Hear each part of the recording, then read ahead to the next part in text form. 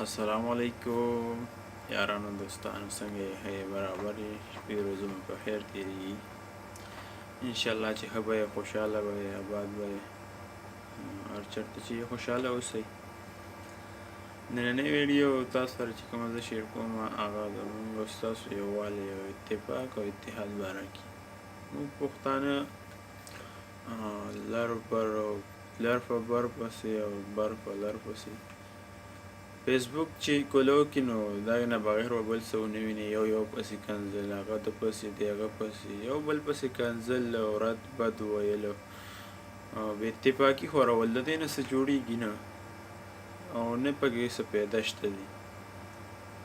نو باید چې موږ تاسو یو موټی شو یو اتفاق شو یو اتحاد شو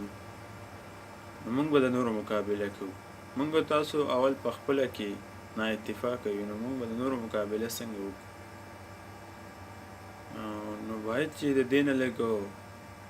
لرې شو د دې خبرو نه د دې نه لږ بایکاټ وکړو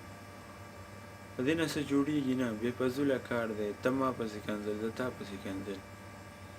هېڅ فایده پکې نشته